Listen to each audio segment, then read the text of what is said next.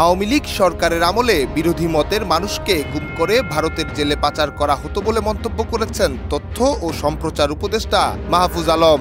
এখান থেকে তাদেরকে পাচার করে দেওয়া হয়েছে ভারতে।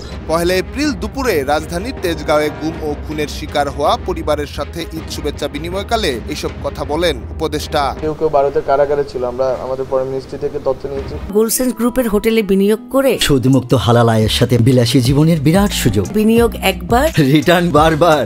তিনি বলেন, গুম ও খুন একটি রাজনৈতিক সিদ্ধান্ত ছিল। এগুলো করার জন্য বিশেষ টিম ছিল। পুলিশ, র্যাব সহ সবাইকে গুমের আদেশ দেওয়া হয়েছিল। গুমের সঠিক কোনো হিসাব নেই, তবে পররাষ্ট্র মন্ত্রণালয়ের সহায়তায় তালিকা করা হচ্ছে। বিএনপি, জামায়াত সহ ভিন্ন মতাদর্শের সবাই শেখ হাসিনার ভিকটিম ছিল।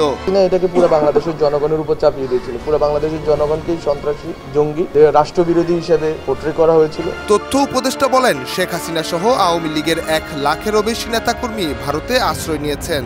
তারা এখনো ভারতে বসে চক্রান্ত করছে। আওয়ামী লীগ দল ছিল না, তারা ছিল মাফিয়া। তাদের কোনোদিন রাজনৈতিকভাবে দাঁড়াতে দেয়া হবে না। কয়েক লাখের কাছাকাছি আওয়ামী লীগের সন্ত্রাসীরা ভারতে আশ্রয় নিয়েছে।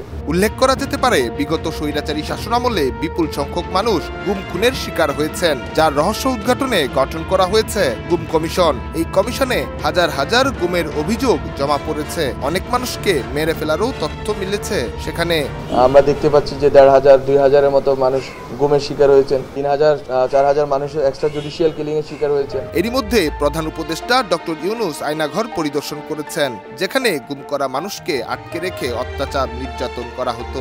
আওয়ামী লীগের যে ফেসিজম আছে, এটা ফিরে আসার পথ রুদ্ধ হবে। কোনোদিন আর আওয়ামী লীগকে আমরা এই দেশে রাজনৈতিকভাবে এখানে দাঁড়াতে দিব না। এটা হচ্ছে আমাদের অঙ্গীকার। ডেস্ক রিপোর্ট, দেশ রূপান্তর।